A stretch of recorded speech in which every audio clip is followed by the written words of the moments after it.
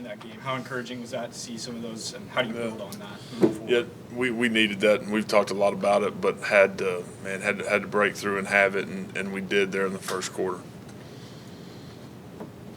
Jesse, front line.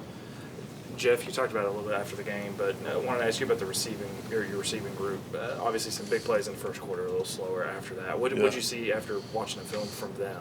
And a couple of different things. Really, we executed as cleanly as we have there in the first quarter and did some other really good things. Obviously, the fumble and the pick right before half, you're taking points off the board in both those scenarios where you got a chance to where if you change those two plays, which we didn't, they happen. We understand that, but you got a chance to be at 38 instead of 28 at half, which then it's got a little different feel to it. But we made some plays. Again, the drops from that standpoint, had 5 drops on the day, all at critical times because you're just trying not to waste a play. But we did make some plays, and we played really good. Early on, that's what ultimately gave us the chance to win. You mentioned the drops there. Obviously, Jalil, big year for you guys, a lot of big games. He had a couple of those drops.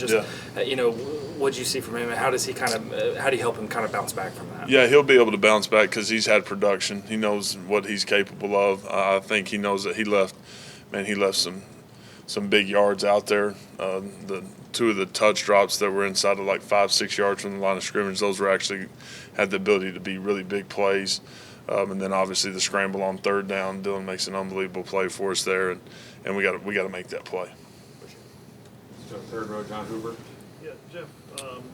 After a Sunday watching film and talking to the coaching staff, if you put your finger on why it's so efficient, so quick, moving so well early in the first quarter, and then things just didn't click in the last 3 quarters, especially the second half? Yeah, really, it was the second half as much as anything. We have the coming out drive where we don't get a first down there in the second quarter, and then we go actually move the ball right down the field there in the 2-minute drive, and then end it right there on the pick, where we got a chance to finish the half with points and don't.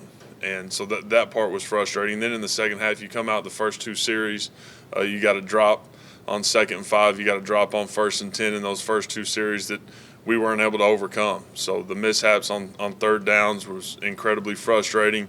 And then after, those first 2 series, the rest of it is on me getting too conservative. Everybody wants to, point the finger and shoot. It's me being too conservative.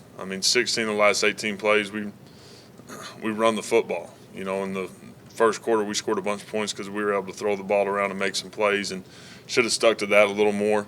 Stayed aggressive instead of doing what I did, and I think we would have had a little different outcome. Thankfully, defensively, we were lights out. Our crowd was unbelievable, and we were able to get it done. It's always better to learn from a win than a loss. What do you think you learned about yourself, clock management, play calling, whatever, the second half of that game? Yeah, especially in the third quarter, stay aggressive. Even the first series of the fourth quarter, staying aggressive. And then obviously later on the last 2 series is where had the ability probably to huddle and to truly slow down and go run the football. We ran the football not effectively, but we did run it.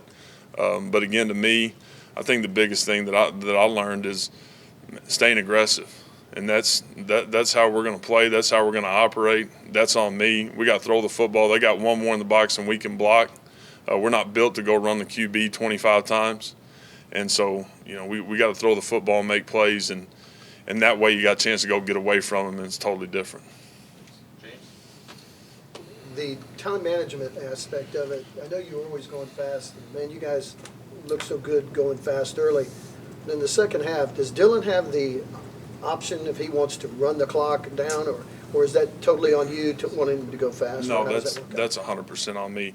And again, that should show up really in the last 3 to 4 series of the game. And those last 4 series of the fourth quarter, that's when you have the ability to truly shorten the game.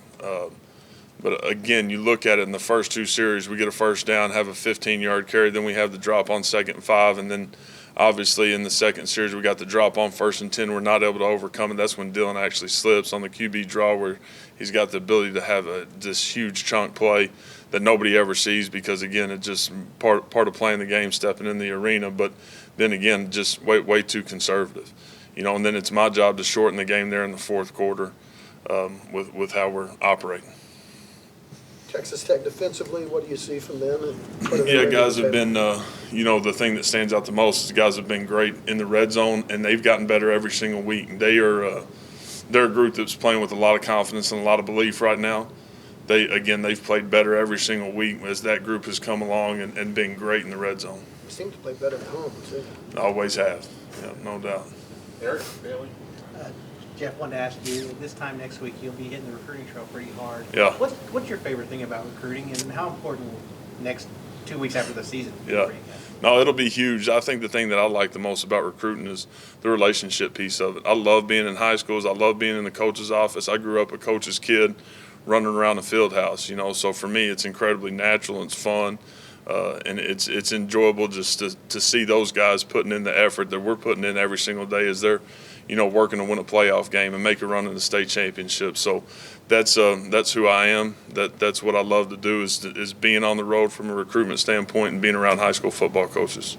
Before the season started, I remember asking you about Matt Wells being on this staff. Now we're entering game 12. What has Matt meant to you, and how big has it been for you having him by your side? Yeah, Matt, he's been awesome. Matt's been great. Again, we've got some history, so it's been great having him here, and just his lens, the way he sees it, has been great for me. So incredibly appreciative of him being in the room every day. Thanks, Jeff. Ryan, Avery? Yeah, Jeff, I know a lot of this goes to some of those issues that you talked about, the drops, the being conservative, and also to first and second down. But I think 9 of those third downs that y'all weren't able to convert the other day were 5 yards or less. Yep. Anything specific that you've noticed as you go back over not only this game but the West Virginia game that's been a common thread through some of those situations? I think the biggest frustration maybe in all of it is that when you go back and you watch Saturdays, 3rd and 6 or less, it was a different position group and a different person every single scenario. And I think that's maybe the most frustrating part, whether it was some version of mesh or QB draw and we fall down, or we give up a pressure when we've got a guy wide open, or we don't throw and catch when we've got 2 guys wide open. We squeeze the ball and don't let it go when we're supposed to, So I think that's the most frustrating thing, is that it was somebody different every single time. Me putting us in a bad call on a 3rd and 2, where I thought was going to get man. It had been a ton of man, and it wasn't. I was wrong, and they got me on that. And so, again, it's going to start and end with me. But we got to get out of our own way in those situations. And then we've got to make some chunk plays in the run game there in the second half as well. That'll help tremendously as well. How tough is that to fix when, if you're seeing the same thing, on 75% of those, it's easy to say, okay, we're going to focus on this, fix it. How tough is that when you're just seeing a lot of different things, small things go wrong that don't lead to conversion? I think as you reflect, you got to make sure that I'm putting these guys in position to go do things that they do really, really well. And so, again, it's me reflecting and making sure that that's the biggest part of it, and not having too much on them, and making sure the things that are in, we're executing cleanly and can execute versus a bunch of different looks. So that's going to be the stress. Appreciate it. Yep. You can correct me if I'm wrong, but it looked like the touchdowns to Jaleel and Drake were pretty similar calls. And if that is the case, was there something you identified there in the secondary attacking them? Yeah, they were both tempo calls too. The first one, obviously, to Jaleel happened a little faster than the one to Drake. But we like finding those variations and felt like that was going to be an advantage for us.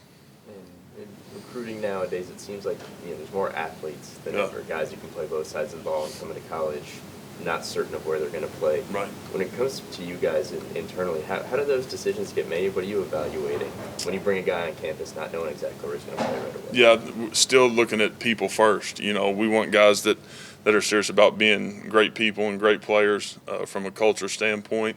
And then the guys that play both sides of the ball, as you're in the middle of recruiting a couple right now, right?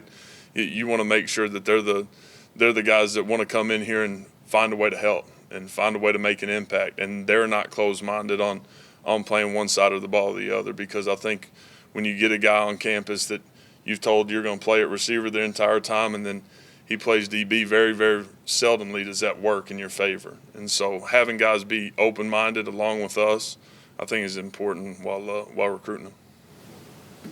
Far right, Justin. Hey, Jeff. With Andrew Raymond and Wanya Morris banged up, I mean, this isn't the first time this group has been shorthanded this season. Yeah. Just what is it about this unit that continues to, I guess, find ways to still be productive even when guys are out or dealing with injuries? Yeah, I felt like, even at the beginning of the year that we had some quality from a depth standpoint. We've needed guys to step up. Going to need guys to step up this weekend. So that's the reality of it. Obviously, Bill's done an unbelievable job with that room and that group. And we're looking for a big week out of them in Lubbock. Yeah. Anton Harrison is the guy who's moved around, done kind of whatever is needed. I mean, Yeah. how much has helped to have him there kind of anchor that? No, that's been huge. Anton's gotten better every single week. You watch him play and the way he played week one in comparison to the way he's playing right now, just a lot of strain and a lot of awareness by him on things that he needed to work at that has improved him in a big way. Any more questions for Coach Lebby? Matt? Is there a common theme on third down over the last 2 weeks with what's not being executed? A lot of third and manageable, it seems like. Yeah, like we were just talking about just a few minutes ago, it's the most frustrating part is that it is fallen in a lot of different areas. And so, again, that is me reflecting and saying, okay, let's make sure we're really tight from what I'm calling every single week, and putting these guys in position to go execute things very cleanly against a bunch of different pictures, and that to me is where it's got to be moving forward. I think if there's a regret, it's maybe doing a little too much, asking guys to do some different things than maybe I need to be. And that, again, it's going to start and end with me, so got to put them in better positions on third downs to go make those plays. Can some of those third down problems be, I guess, calmed down with second down and picking up yardage there? Yeah, of course they can, but at the same time, we've been in a lot of manageable situations. We had a lot of 3rd and 6 or less, and that, like from a self-scout standpoint, that's what you look at.